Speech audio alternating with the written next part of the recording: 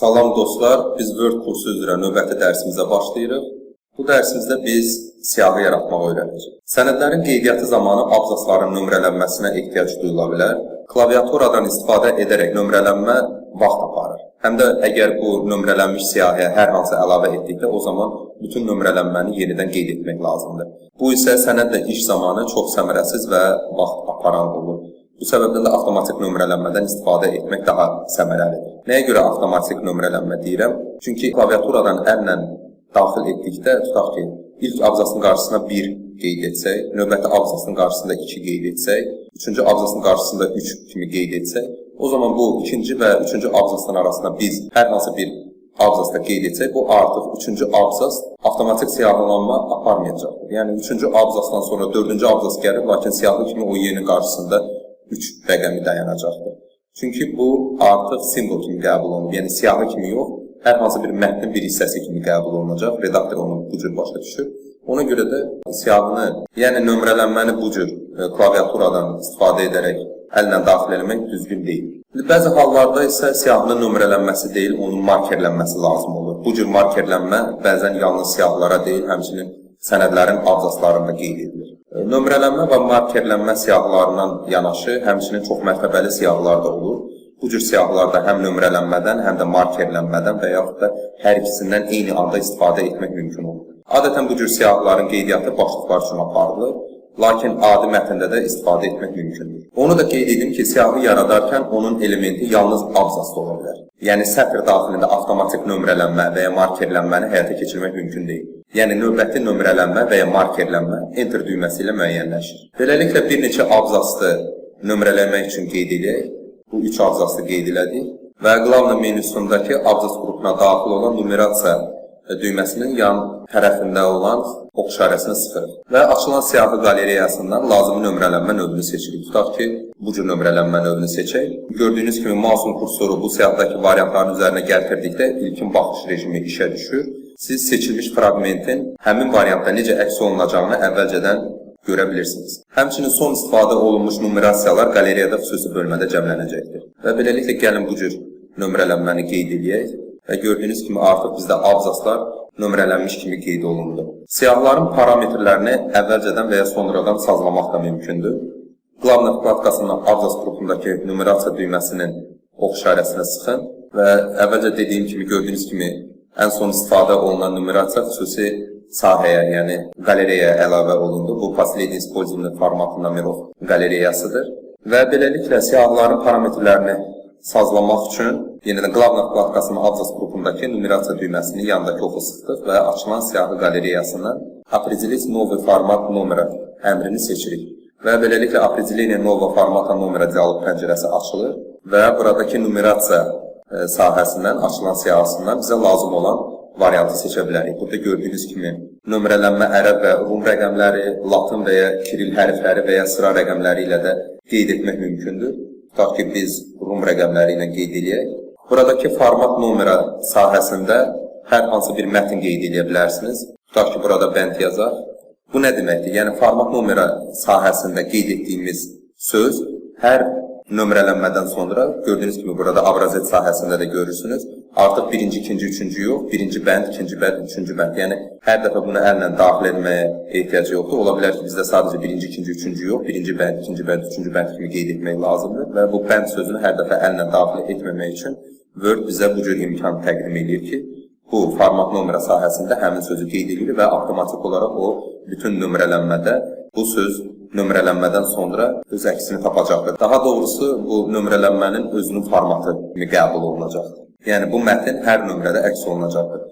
Bu zaman onu həm nömrədən əvvəl, həm də nömrədən sonra qeyd etmək də mümkündür. Tutaq ki, əgər gördüyünüz kimi, burada birinci qeyd olunur, nöqtə bənd. Biz bunun kursoru onun qarşısında qeyd etsəydik, tutaq ki, gördüyünüz kimi, bu cürdə qeyd eləmək olardı. Tutaq ki, burada fəsil yazaq, gördüyünüz kimi, fəsil 1 bu cür kimi və bəndi pozmaq lazım olacaqdır. Fəsil 1-ci. Bu da düzgündür. Ən yaxşısı variant budur. Belə daha məntiqli çıxır, birinci bənd.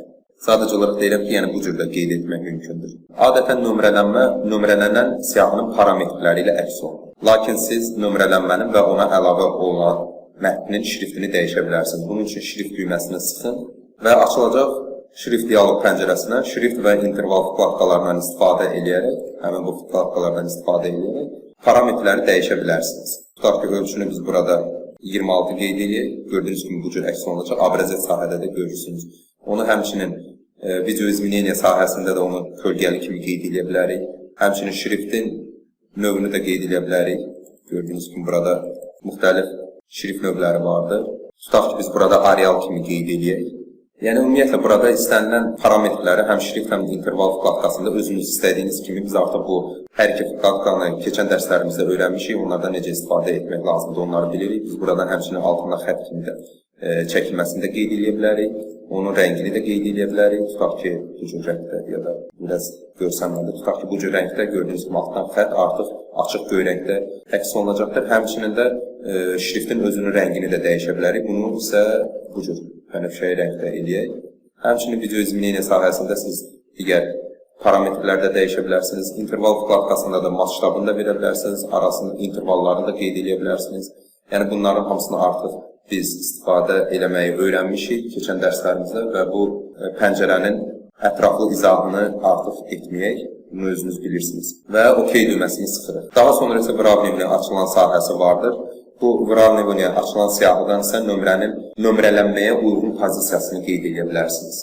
Gördüyünüz kimi Polemu Krayo kimi qeyd olunur və biz bunu po centru qeyd etsək, o zaman mərkəzdən əks olunacaq və yaxud da ki, Polemu Krayo qeyd etsək, sağ tərəfdən əks olunacaq və OK düyməsini sıxırıq.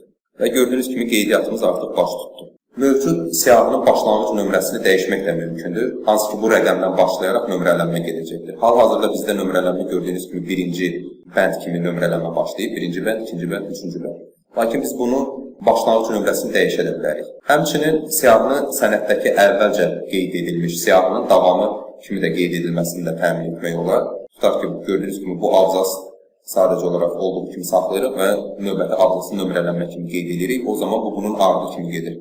Yəni, yenidən nömrələnmə qeyd etsək birinci bənd kimi yox, artıq yenidən dördüncü bənd, beşinci bənd bu kimi siyahının qeydiyyatının davamı gedəcəkdir. Beləliklə, keçirik siyahı kimi qeyd edilmiş mətni qeyd edirik. Hal-hazırda bu bizdə qeyd olunmuş vəziyyətdədir. Və Qlavna menüsündəki abzas koduna daxil olan numerasiya düyməsinin sağ tərəfdəki ox işarəsini sıxırıq. Və açılan siyahıdan Zadать начальное значение əmrini seçirik. Və Zadание начального значения dialog pəncərəsindən lazımi qeydiyyatı aparmalıyıq. Gördüyünüz kimi Начать новый список qeyd olunur. Hal-hazırda yeni siyahı qeyd olunacaqdır. Və həmçinin burada gördüyünüz kimi начальное значение əmri var. Burada birinci kimi qeyd olunur.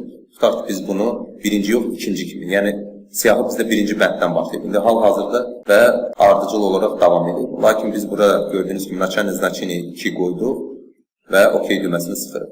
Və gördüyünüz kimi bizim siyahımız artıq birinci, ikinci, üçüncü yox, ikinci, üçüncü, dördüncü bənd kimi qeydiyyatı davam edir. Nömrələnmiş siyahı növlərinin hər birinin özünün abzası üçün old-stop parametrləri və nömrələri nömrələnmiş abzaslardan ayıran tabulyasiya pozisiyaları mövcuddur. Bununla belə bu parametrlər dəyişdirilə bilər. Odd-stopları abzaslarda qeyd etdiyimiz kimi siyahılarda da qeyd edilə bilərik. Lakin siyahılar üçün odd-stopların qeydiyyatının aparılması üçün xüsusi nastroykalardan istifadə etmək daha yaxşıdır. Bunun üçün siyahının istənilən abzasının üzərində mausun sağ düyməsini sıxın və açılan kontekst menüdən İzminit odstopov spiski əmrini seçirik. Açılacaq İzminit odstopov spiski dialog pəncərəsindən lazımi parametrləri seçirik. Poложение numara sayğacında markerin pozisiyası ilə səhifənin sol sahəsi arasındakı məsafəni qeyd edə bilərsiniz. Tutaq ki, bunu 2 dəfə böyüdək, təqribən bura 1 qeyd eləyək. Odstop tekstə sayğacında isə birinci abzasdan başqa yerdə qalan digər abzasların səhifənin sol sahəsinə qədər olan məsafəsini qeyd edə bilərsiniz. Burada 0.81-dir. Biz bunu 1.2 eləyək. Daha sonra isə simvol kosil numara açılan siyahısı vardır. Bu siyahıdan nömrədən abzasdakı mətni ayıran simvol seçilir. Və burada znak tabulyasiya, probel və əgər heç bir simvolun olmamağını istəyirsinizsə, sadəcə olaraq net əmrini seçirsiniz. Znak tabulyasiyanı seçdikdə isə Добавить pozisiya tabulyasiya checkboxunu qeyd edirsiniz və burada sayğacda mətnlə nömrələr arasındakı məsafəni qeyd edə bilərsiniz. Tutaq ki, burada 1 kimi qeyd olunub, biz 1.2 və yaxud da biraz çox qeyd eləyək, 1.6 kimi qeyd eləyək.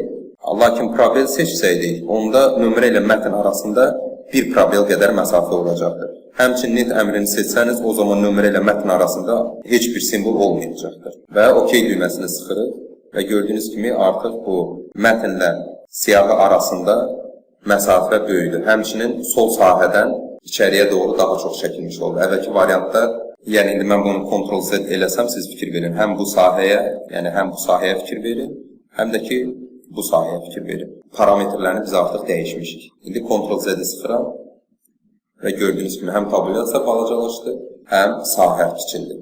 Nömrələnmə onun hansı üsulla yaradılmasından asılı olmayaraq eyni qaydada pozulur. Bunun üçün pozulmalı abzasları seçin və Qlavna vkladkasının abzas qrupundakı numerasiya düyməsinin yanındakı oxu sıxırıq və biblioteka numerasiya sahəsində sadəcə olaraq net əmrini seçirik. Və gördüyünüz kimi artıq nömrələnmə bizdə pozulmuş oldu. Beləliklə, bu dərsimizdə biz siyahı yaratmağı və onun nömrələnməsini, həmçinin onların parametrlərin sazlanmasını öyrəndik.